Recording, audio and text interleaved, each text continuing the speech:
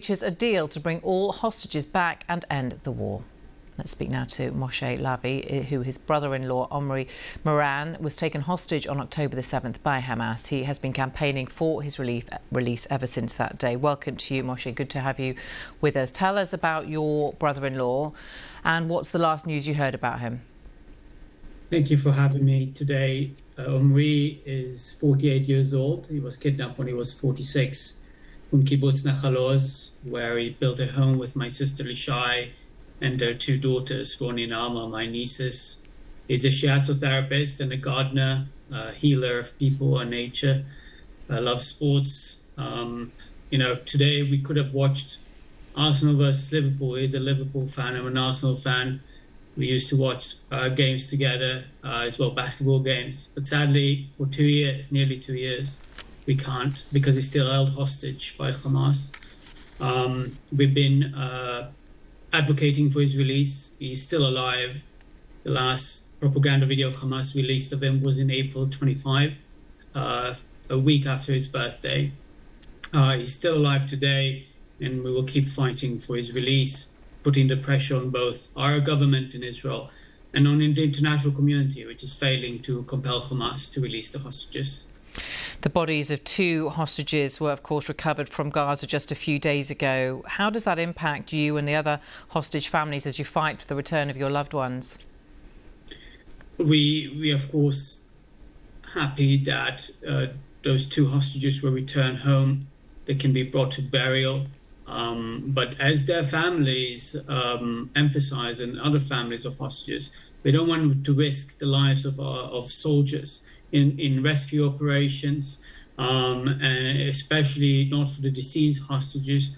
It's risking the lives of the living hostages and, of course, risking the lives of the soldiers. We want a deal. The majority of families want a deal. The majority of the Israeli public wants a deal, and there is one on the table now. It's only a partial deal, but it's one that can guarantee that Israel and Hamas will negotiate for the next 60 days for the release of all the remaining hostages.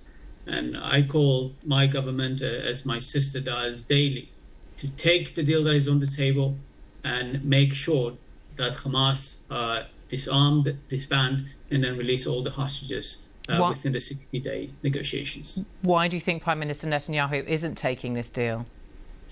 I think on one hand, there are legitimate arguments that we cannot simply leave hostages behind, which is why we have to push for a comprehensive deal. There's, of course, security considerations that one should take into account, that we can't allow Hamas to remain in power in Gaza.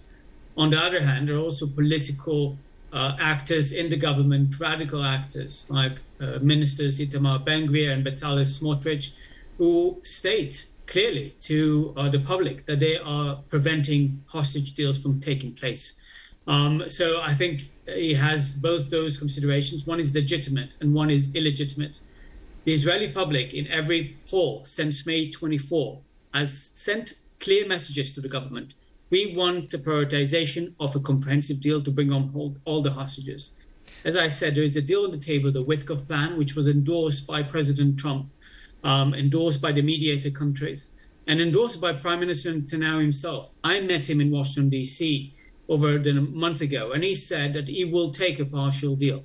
There is one now, and we have to take it and then negotiate for the rest of the hostages. Moshe, nearly 2 years since your brother-in-law was taken. How is your sister coping? My sister is a true inspirational human being. She's been leading some of the marches, the rallies that you've seen over the past few weeks, the demonstrations, over hundreds of thousands of people.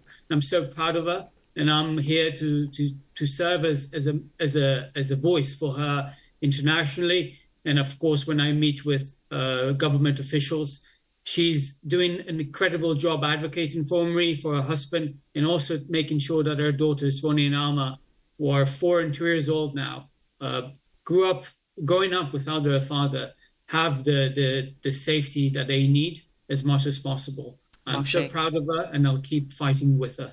Moshe Lavi, thank you very much for your time today. Thank you.